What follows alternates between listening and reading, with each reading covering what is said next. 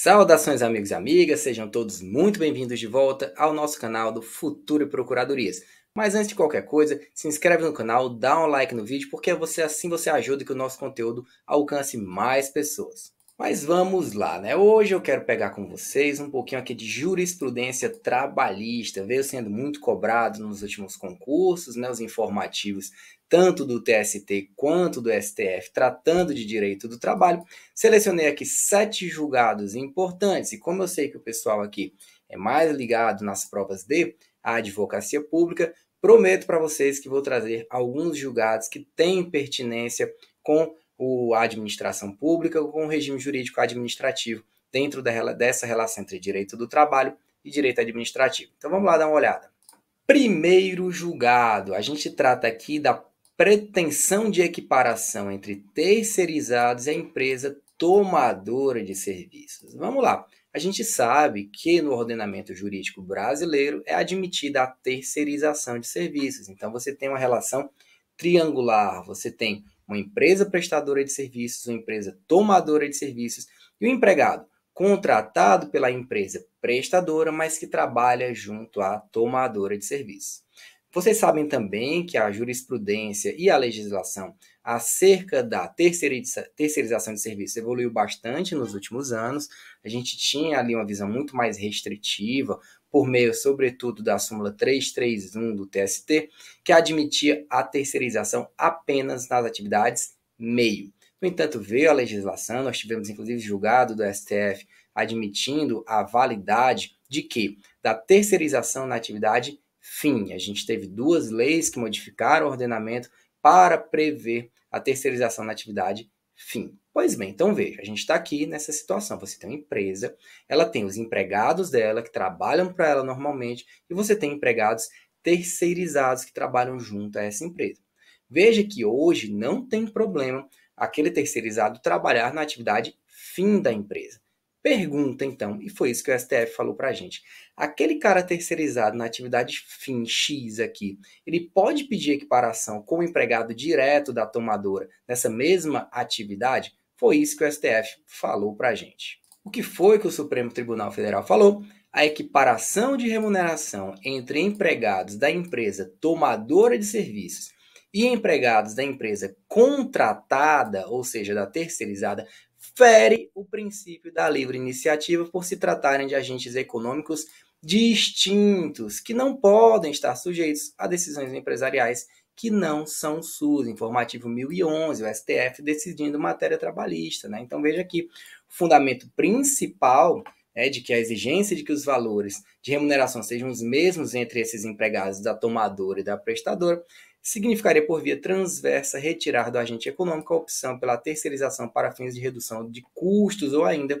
incentivá-lo a ter qualquer trabalhador permanente desempenhando a mesma atividade. Então, veja, o STF falou, fere a livre iniciativa, ferem aqui os princípios econômicos, se você tem uma equiparação entre o empregado terceirizado e o empregado da tomadora. A gente pode trazer também uma argumentação dentro da CLT, que não foi isso exatamente utilizado pelo Supremo, mas eu trago aqui para vocês, que é que o artigo 461 da CLT, que trata de equiparação salarial, ele tem como um dos requisitos aquelas pessoas trabalharem para o mesmo empregador. Veja que aqui tem 2 empresas diferentes, logo são empregadores distintos. E só um parêntese para fechar no final, esse julgado aqui, dessa pretensão de equiparação na atividade fim, ele foi proferido no acórdão de julgamento de processo da Caixa Econômica Federal, uma empresa pública, né, uma empresa estatal federal. Nesse caso, a gente vê, houve esse óbice à equiparação, mas isso não altera o entendimento consubstanciado na súmula 455 do TST, que assegura, que admite, que diz que pode equiparação salarial dentro de uma empresa estatal, de uma pessoa jurídica estatal de direito privado. Por que não afeta? Porque aqui ele está falando de uma coisa distinta, ele não está falando de terceirizado, ele está falando daqueles empregados dentro do quadro da empresa contratados diretamente. Então, não confundir. Não é possível, portanto, a equiparação de terceirizados com os empregados diretos. Agora vamos para o julgado de número 2, isenção de custas e depósito recursal para a empresa estatal prestadora de serviços públicos. Vou ler o acórdão com vocês e vou explicar na sequência. O que o TST falou? Disse, ó, aqui é um julgado do TST, da SDI1 do TST. Disse, ó, o STF está decidindo que empresa estatal, prestadora de serviço público em regime não concorrencial, sem fins lucrativos, ela tem as prerrogativas da fazenda pública. Então, a gente reconhece aqui para ela a isenção de custas e depósito recursal. Só para não ficar perdido, vamos ver como é que funciona, né? Para você recorrer na Justiça do Trabalho, se você for empresário comum, se você não for fazenda pública, você precisa fazer o devido preparo, que aqui a gente entende como custas mais depósito recursal. Só a título de curiosidade, esses valores até alcançam um montante razoável, né? Em 2021, para recurso ordinário estava esse valor, R$ 10.986,80. Para recurso de revista, R$ 21.973,60. Um empresário comum, né? Pessoa jurídica de direito privado comum, aqui um agente econômico como qualquer outro. Mas aqui a gente viu, a fazenda pública, ela é isenta de custos e não precisa realizar o depósito recursal. Então, eu lembro disso, né, quando eu era estagiário, que às vezes trabalhava lá no escritório, e tinha aquele, dava lá, ia recorrer, você lembrava que tinha aquele recurso no último dia, eita, tem que correr, e lembrava, vixe Maria, o preparo do recurso, aí você tinha que falar com o pessoal da empresa para recolher as guias e tal, era aquela complicação. Hoje, trabalhando na administração pública, eu me beneficio aqui do artigo 790A da CLT, então a gente é isento, não precisa fazer o preparo. E aí a dúvida, se você trabalha numa empresa estatal e vai recorrer na Justiça do Trabalho, você precisa realizar esse preparo? Aí a resposta que todo advogado adora, depende, né? Depende de que, se você atende aos requisitos firmados pelo Supremo Tribunal Federal e reproduzidos pelo Tribunal Superior do Trabalho, basicamente aqui, ser prestador de serviço público, não atuar em regime concorrencial e não ter fim lucrativo primário, né? Não houver comprovação de acúmulo de distribuição de lucros. Aí ele traz alguns exemplos no julgado, os Correios, a Infraero, por exemplo. Agora vamos para o julgado de número 3, são 7 aqui para a gente falar. Greve causada por mora salarial. O que eu estou querendo dizer aqui? O empregador não pagou o salário, estava subvertendo direitos trabalhistas, os empregados se organizaram e fizeram uma greve. Como vocês sabem, greve, deixa eu voltar aqui para vocês, greve, via de regra, é uma hipótese de suspensão do contrato de trabalho, ou seja, o empregado não trabalha e ele não recebe. Então, ele tem direito de fazer greve, está assegurado constitucionalmente, mas faz por sua conta e risco, inclusive no que tange a remuneração. Mas tem alguns poréns, né? Direito, ele tem suas exceções, e uma foi trazida de forma muito interessante pelo Tribunal Superior do Trabalho aqui, julgado, né, que foi trazido no informativo número 239, julgado pela SDC. Vamos lá. O que é que disse o STF, o TST? Não existe abusividade no movimento paredista, que é a greve, e não é autorizado o desconto pelos dias paralisados, caso a greve tenha sido motivada por mora salarial, mesmo que não observe as exigências legais para sua deflagração, não podendo assim ser considerada abusiva, nem é autorizado o desconto pelos dias paralisados. Então vejam que são 2 pontos aqui, a greve causada, a greve originada, a greve forçada por mora salarial, ela nem pode ser considerada abusiva caso não atenda aos requisitos específicos da lei de greve, nem autoriza o desconto. Essa greve aí que foi realizada por mora salarial. Só para não dizer que não falei das flores, vamos dar uma olhadinha aqui rapidamente nos requisitos para você ter uma greve não abusiva. Rapidamente aqui falei para vocês, a greve ela é regulamentada pelo ordenamento jurídico pátrio, mas você tem que atender a alguns requisitos para o exercício regular desse direito. Então, você vai fazer uma paralisação. Para que essa paralisação seja considerada um legítimo movimento de greve, ou seja, não seja considerada abusiva, ela tem que ser pacífica, tem que haver uma convocação de Assembleia Geral, porque o verdadeiro senhor sobre aquela decisão é a categoria e não o sindicato especificamente, por isso tem que ter uma Assembleia Geral para que a categoria se manifeste. Tentativa de negociação prévia, a greve é a última rácio aqui dos trabalhadores, deve haver uma comunicação prévia dentro dos prazos estabelecidos pela Lei 7783 de 89 e a manutenção dos serviços indispensáveis à comunidade para que ninguém saia no prejuízo.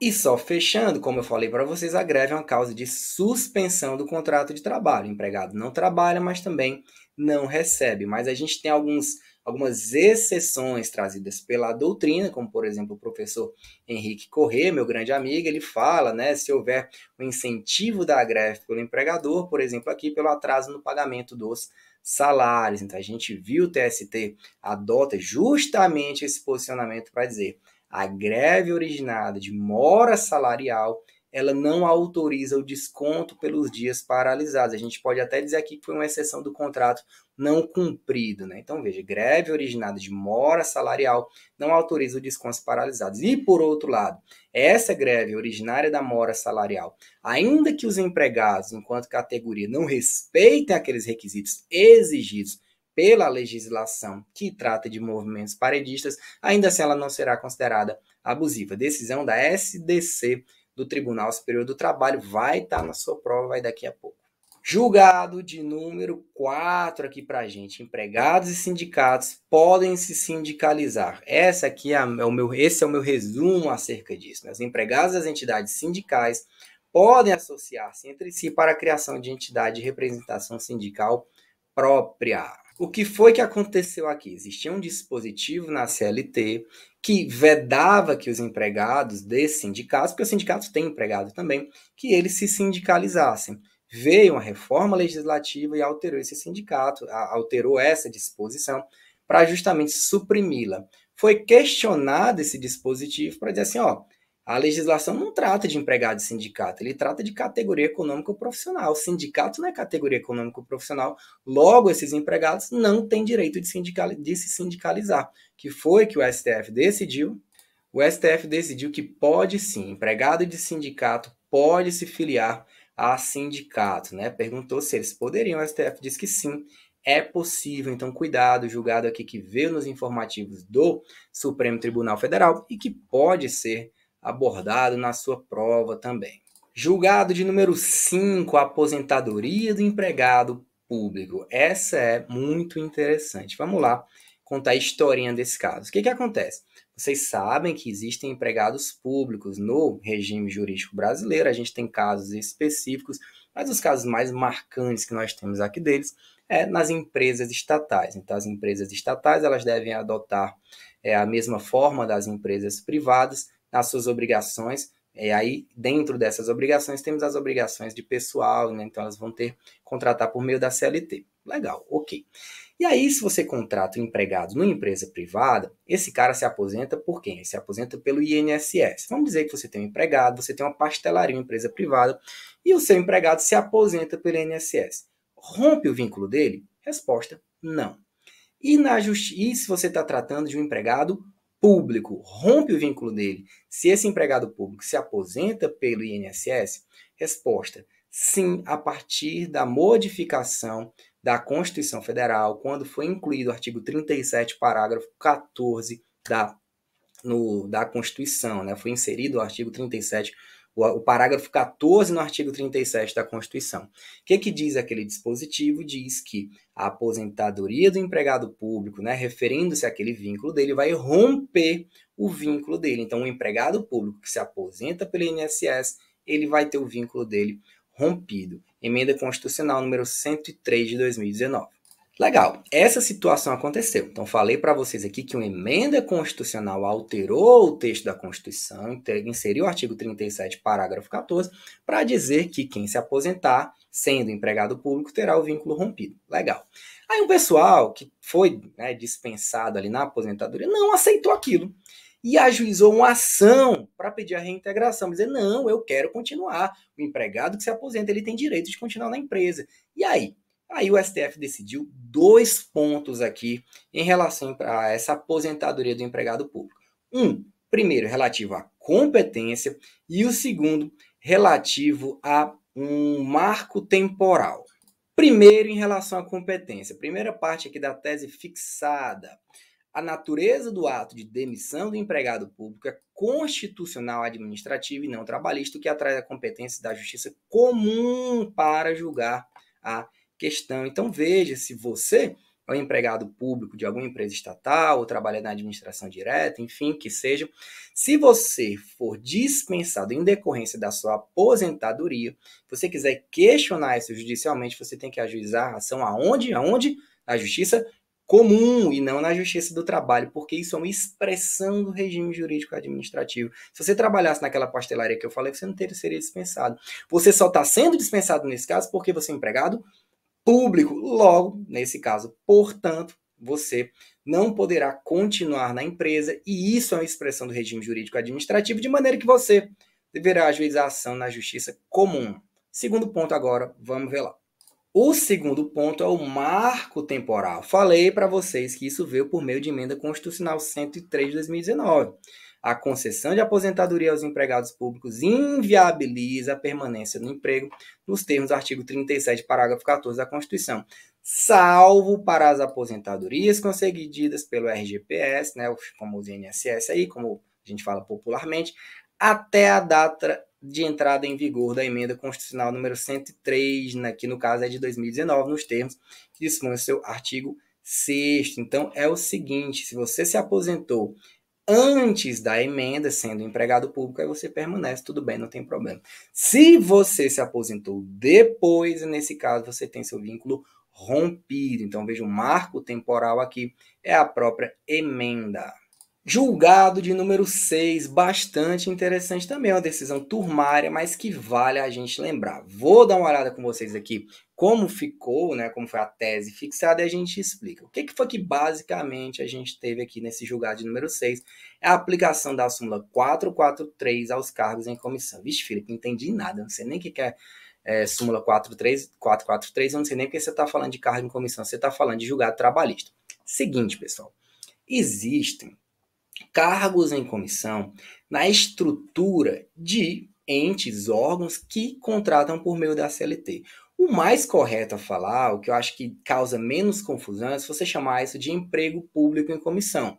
Mas o TST, muitas vezes, ele utiliza a expressão cargo em comissão contratado nos termos da CLT. Então, seja você falando de empregado público em comissão, ou seja você falando de um cargo em comissão contratado nos termos da CLT, tenha em mente que isso é diferente daquele cargo em comissão puro que a gente vê normalmente dentro da administração pública. Não obstante ele tenha esse viés laboral, ele se refere às mesmas hipóteses daquele cargo em comissão tradicional que a gente conhece, para funções de direção, chefia e assessoramento, né? E nesse caso também a gente tem uma fidúcia ali entre quem nomeia e quem é nomeado, de maneira que são cargos de livre nomeação e exoneração. Então veja, falei com vocês, aqui é um emprego público em comissão, ou cargo em comissão nos termos da CLT, que teve questionado o quê? O rompimento do seu vínculo. E aí, nos termos da súmula 443 do TST, o que diz essa súmula?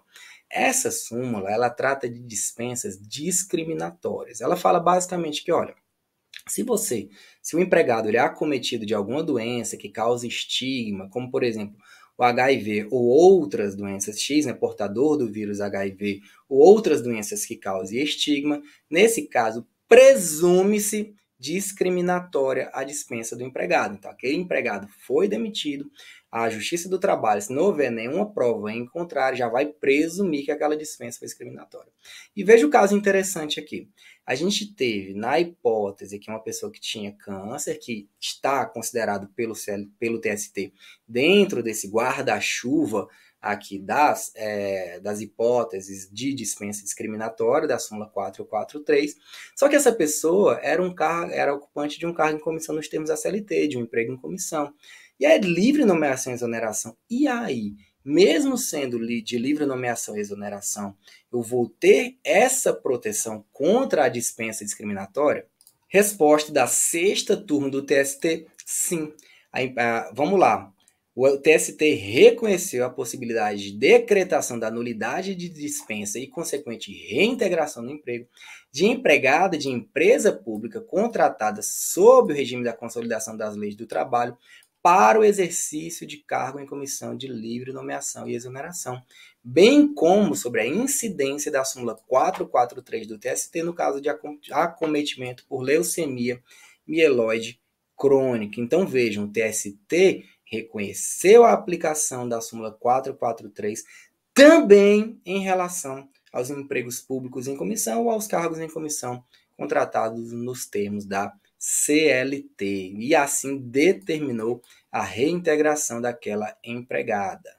Agora, só para não passar batido aqui, né, já que eu falei para vocês, súmula 443, presume-se discriminatória a despedida de empregado portador do vírus HIV ou de outra doença que suscite estigma ou preconceito. Inválido o ato, o empregado tem direito à reintegração. Só aqui, então, lembrando, né, que existe esse rol, né, de moléstias que acometem os empregados e que podem ser consideradas discriminatórias por causar estigma. Pode ser considerada discriminatória, presume-se discriminatória a dispensa nesses casos. Tem o HIV, que é expressamente citado no enunciado, mas também o Tribunal Superior do Trabalho já se manifestou em outras oportunidades, por exemplo, em relação a câncer de próstata, e nesse caso aqui falou do câncer, né, da leucemia. Então vejam, empregado público em comissão, no caso aqui era de uma empresa estatal, porque dentro de uma empresa estatal você tem emprego, né? Então, se você quer ali uma função de livre nomeação e exoneração, você vai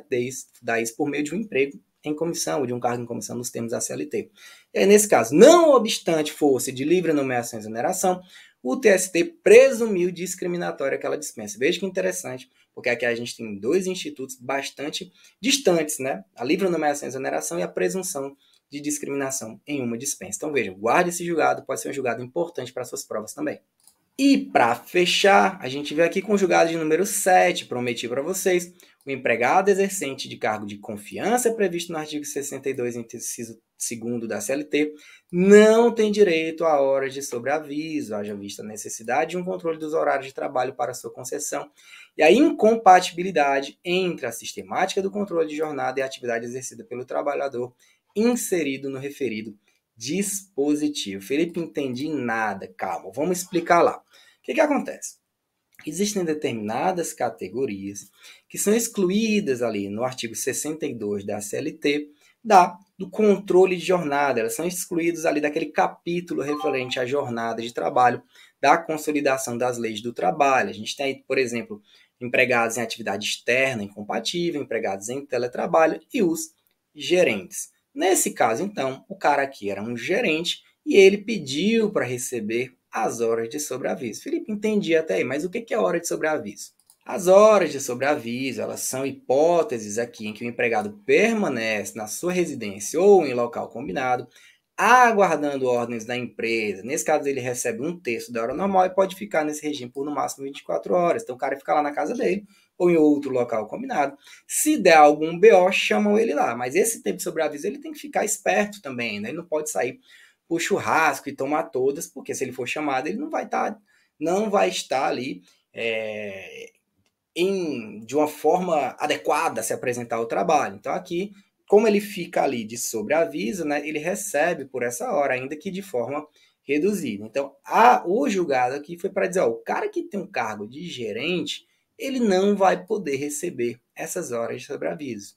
Como eu falei para vocês, a gente está falando do artigo 62 da CLT, os gerentes estão no inciso 2, né, que é justamente o que está lá na ementa do julgado, e aí, por fim, eu trago só as características desse gerente para vocês, que é basicamente o artigo 62, parágrafo único da CLT, ele traduz para a gente. É aquele cara que tem uma gratificação de função, ali de pelo menos 40%, e tem poderes de gestão, como diz o nosso grande amigo Henrique Corrêa, ele pode ter aqueles poderes referentes a decidir o funcionamento e o futuro da empresa. Então, basicamente, é para dizer, o cara que está nessa função aí, ele está inserido no artigo 62 da CLT, não está dentro daquele capítulo, né, do controle de jornada. Então, nesse caso, se ele não está submetido ao controle de jornada, ele também não vai receber horas de sobreaviso, tem uma certa coerência na interpretação.